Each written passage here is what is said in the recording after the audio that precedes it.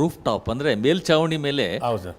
Solar ಅಳವಡಿಸ್ಕೊಂಡಿದ್ರಿ ಅಂತ ಹೇಳಿದ್ರೆ ಸೌರಶಕ್ತಿ ಅಂದರೆ ಹೌದು ಸರ್. ಅಸಾಂಪ್ರದಾಯಿಕ ಇಂಧನ ಮೂಲ. ಹೌದು ಸರ್. ಅಂದರೆ ಆ ಜಾಗನ ನೀವು ಪರಿಣಾಮಕಾರಿಯಾಗಿ ಬಳಕೆ ಮಾಡ್ಕೊಂಡಿದ್ರಿ. ಹೌದು ಸರ್. ಇಲ್ಲಾಂದ್ರೆ ಆ ಜಾಗ ಅದೇ ರೀತಿ ಇರ್ತಾ ಇತ್ತು, ಹೌದು ಸರ್, ವೇಸ್ಟ್ ಆಗ್ತಾ ಇತ್ತು. ಹೌದು.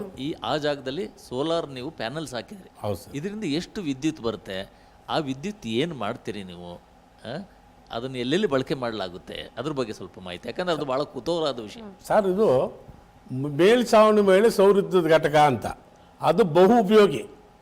ಬರೀ ಸೋಲಾರ್ಗೆ ಅಲ್ಲ, ಅದು ಕೆಳಗಡೆ ಕೋಳಿ ಇದೆ, ಅದರ ಮೇಲೆ ಬಂದಿರೋದು ಈ ಸೌರವಿದ್ಯುತ್ ಘಟಕ. ಅದು 75,000 ಸ್ಕ್ವೇರ್ ಫೀಟ್ ಇದೆ ಕೋಳಿ ಫಾರಂ ಮೇಲೆ. 75 ಸ್ಕ್ವೇರ್ ಫೀಟ್ ಮೇಲೂ ಸೋಲಾರ್ ಬಂದಿದೆ. ಅದು ನಮಗೂ ಸರ್ಕಾರಕ್ಕೂ ಬೆಸ್ಕಾಮ್ಗೂ ಇನ್ವೆಸ್ಟ್ಗೂ ಟ್ರೈಪಾರ್ಟ್ ಅಗ್ರಿಮೆಂಟ್ ಆಗಿದೆ. ಆ ಟ್ರೈಪಾರ್ಟ್ ಅಗ್ರಿಮೆಂಟಲ್ಲಿ 25 ವರ್ಷ ಆಗಿದೆ. ದಿನಕ್ಕೆ 4,500 5,000 ಯೂನಿಟ್ ಕರೆಂಟ್ ಬರ್ತದೆ. ದಿನ ಗ್ರಿಡ್ಗೆ ಹೋಗ್ತದೆ. ನಮ್ಮ ಕರೆಂಟ್ ಉಚಿತವಾಗಿ ನಡೀತಾ ಇದೆ.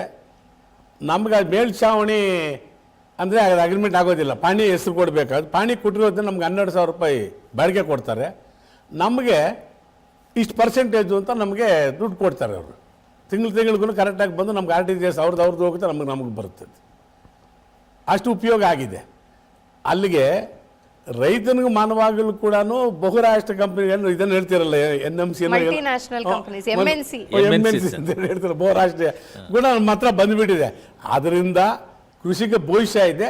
ತಾಳಿದವನು ಬಾಳಿದವನು ಅಂತ ಅವ್ರ ಜೀವನ ಮುಳಿಸ್ಕೊಂಡ್ರೆ ಅವನೇ ಅಧಿಪತಿ. ಹೇಳ್ದಲ್ಲ ನಮ್ಮ ಕುವೆಂಪು ಹೇಳ್ದಂಗೆ, ರಾಜ ಅಂತ. ನಾವೇ ರಾಜರಾಗ್ತೀವಿ. ನಮ್ಗೆ ಅಂತ ತಾಳ್ಮೆ ಬೇಕು, ಸಹನೆ ಬೇಕು, ಕಾಯಬೇಕು. ಈ ದೇಶದಲ್ಲಿ ಎಲ್ರಿಗೂ ಒಳ್ಳೆ ಕಾಲ ಬಂದಿದೆ, ನನಗೂ ಬರುತ್ತೆ ಅಂತ ನಿರೀಕ್ಷೆ ಬಹು ನಿರೀಕ್ಷೆ ನನಗೆ ಗಂಟಾಗೋಸ್ಕರ ಹೇಳ್ತೀನಿ. ನಮ್ಗೆ ಒಳ್ಳೆ ಕಾಲ ಬರ್ತದೆ, ನೋಡ್ತೀವಿ. ನಾವು ಕೂಡ 73 ವರ್ಷ ನಾನು ನೋಡ್ತೀನಿ. ನನಗೆ ಬಂದ್ಬಿಟ್ಟಿದೆ ಆಗಲೇ. ಭೂಮಿ ಇದ್ದವನೇ ರಾಜ ಮಹಾರಾಜ.